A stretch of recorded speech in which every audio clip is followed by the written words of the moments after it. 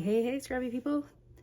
Tracy Reed here today with days 23 and 24 of my December daily. We are almost done, people, and I'm combining 23 and 24 together because 23 is just going to be this one page, so I decided to make 24 one page as well, and I'm going to be dividing these two pages with this divider page that I made during one of my stress-free December daily process videos, and then I also made this page with one of my stress-free December daily process videos, so I'm going to be using them together. And this story is about going to see this insane movie, and then we made a gingerbread house. So I'm just combining these two smaller stories together, and yeah, I have a plan, and I am going to create sort of a pocket in this large photo to tuck in this photo.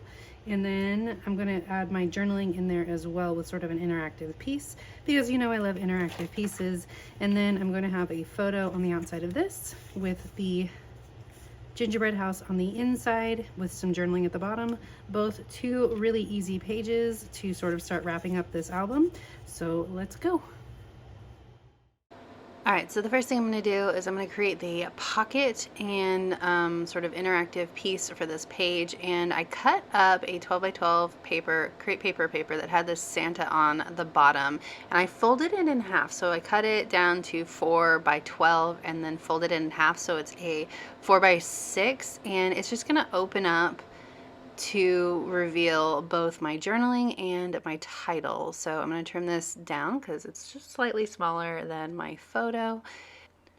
And then I'm going to use foam tape to pop up the photo, the main movie poster photo from the yesterday's page so that there's a little bit more room than if I just used red line tape. If I just used red line tape, this folded over card would have a harder time getting in and out of the pocket, so I'm not going to use that, but I need to use lots of foam tape because I have to stick up the whole thing. And I actually forgot to stick up the bottom piece, so I'm going to go back in and add that too. So I'm just going to stick it directly to yesterday's page. Ugh, and I got it a little bit too off to the side. I'm trying to trim it, but that just made my scissors sticky, so I pushed it in and it worked. So I'm just making sure that it's nice and aligned because this foam tape is unforgiving. So I forgot the bottom, so I'm just going to put a few little pieces of tape down here rather than trying to run the entire edge. I just need it to have a little support. Perfect. And then one more on the outside edge. Okay. So now I have a pocket for this and I can work on it. I'm actually, I'm surprisingly not going to add anything to the outside of this page. I'm just going to let that crazy picture of David Harbour as Santa all bloody and crazy speak for itself. And I'm going to add the title of my page to the inside of the card. So there we go. I've got it all settled. Now I'm going to get out some alphabet stamps and some Catherine Pooler ink. These are the Harlow alphabet stamps from Citrus Twist. I absolutely adore this alpha. You will see it obsessively for a long time. And my title says, "Not gonna lie, Santa, that was a lot, ... It was a lot. If you have an aversion to just incredibly over-the-top campy gore, which I do, I do not suggest this movie for you. It was over the top, so it was ridiculous. So if you can handle like a ridiculous, not very realistic amount of that, then okay, you're good. But I had to keep my eyes closed for a lot of the movie because I'm pretty sensitive to gore. And actually my middle son, we found out, is pretty sensitive to it as well. He left the movie theater nauseous because it was just that much. The movie was great other than that. The storyline was cute and campy, also over the top, funny, but man, it was a lot. So that is my stamped title. So I decided to add my number to the pull on this card. But the problem is once I put it in the pocket, because it sticks out a little bit and because this is already a full-size page, it stuck out too far. When I closed my album, it stuck out too far. So I end up going back after I finish these videos and making everything on that side a little bit smaller. It still sticks out a little bit, but not as bad. So now I'm going to move on to the sweeter side of this layout and my little one in his gingerbread house. I bought the Trader Joe's gingerbread house in November, and we just kept putting it off and putting it off and putting it off until finally on Christmas Eve we ended up, I just let him go ham on this gingerbread house, let him do it all himself, and there he is showing it off. But you know, this story is adorable but doesn't need a huge spread dedicated to it, so this one pocket side of this spread will be perfect. I found that 24 in the Vicky Bouton numbers, the one on the book plate, and I thought that that would be perfect, but I didn't quite know yet what I was going to do with it.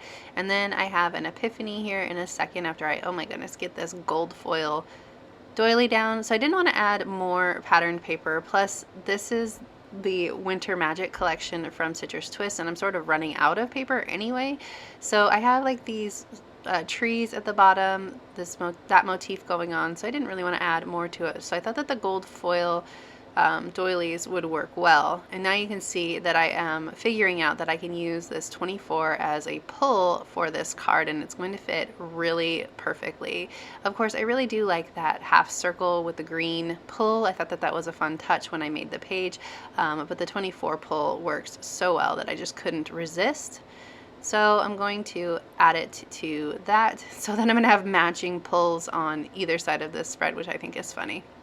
Okay, so first thing I need to do is back this chipboard with a patterned paper because it's ugly and you're going to see the back of it. Not all of the back of it, but enough of the back of it that I didn't want you to see it. So I just glued it down to this blue paper. I thought this blue would be neutral enough that no matter what I put on the other side, it wouldn't be that big of a deal. So I just cut around the edges, and I'm using my hole punch to punch the holes because it's a perfect 1/4 inch.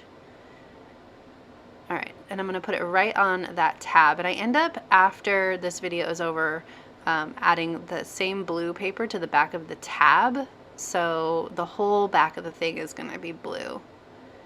Okay, so I'm going to put this here, and I'm just going to glue it down, and then I'm going to add these green enamel dots to the holes. And that green, these are from the Santa Claus Lane collection I designed for Echo Park, but that green matches the green of the sheet really well, the green of that paper. So I'm going to use this paper to just mat this photo. Obviously the theme doesn't match very well, but you're not really going to see it. It just kind of adds a little bit of pattern to behind my photo, so no big deal. Obviously, the way that I printed these photos, they take up almost the whole page by themselves, and that was on purpose so that I wouldn't have to do a lot of embellishing. When you get to the end of your album, you're also getting to the end of your supplies, and so you have to be a little bit more creative about the way that you design these pages so that it doesn't look like you're getting to the end of your supplies, right? So I'm going to do this matching gold doily, and I don't know what I was thinking at first, but of course it needs to curve up from the bottom. And I'm going to use it as a mat for where I'm going to put my journaling. So it's going to arch up over this photo. It covers up my counter perfectly. Just trim it down. And then I came across a problem, and the problem was that none of the journaling cards or journaling blocks looked great on top of that doily, because I felt like the journaling block needed to be curved, but none of like the circular journaling blocks that I had were large enough to fit that space. So while I was contemplating what I wanted to do over there, I decided to just finish this side, and then we will come back to it. I'm gonna make sure it looks good, but I feel like there needs to be something down at on that bottom right corner. I feel like it's a little bit blank, so you can see me tapping my finger thinking like I always do.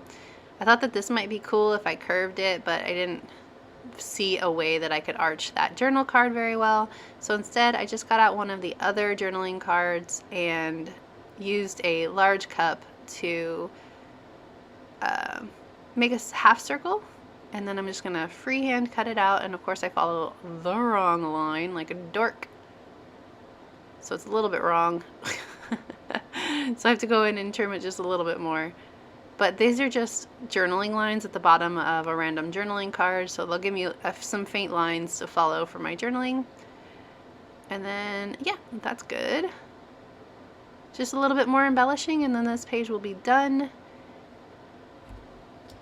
I have a lot of these die cuts left from crepe paper, and of course I had to use the A-frame cabin that matches the A-frame of the gingerbread house. Decided to use that on this inside one, and I'll use the other house on the outside. I don't know, I just felt like the inside one that had a close-up of the house needed the A-frame more than the outside one did. And then I'm going to add this house to here, and then that will extend that journaling, or not journaling, that embellishment cluster a little bit wider, which is what it needed. And then I decided that these look like gingerbread, these craft pine cones and snowflakes, so I decided to just add them as the last bit of embellishment. I don't love that they're pine cones. I don't know that that really makes that much sense, but we went with it and it's gonna be fine. No big deal. They look like gingerbread cookies. We're good. So that is it. If you enjoyed this video, I'd love it if you give it a thumbs up. If you're new here, go ahead and subscribe. I would love to have you. If you don't already, you can follow me over on Instagram. I'm at Tracy M. Reed. I'd love to see you over there as well. There's a link in the description box below to the blog post for this page if you're interested in the still images and the credits. And I will see you next time. All right. Thank you.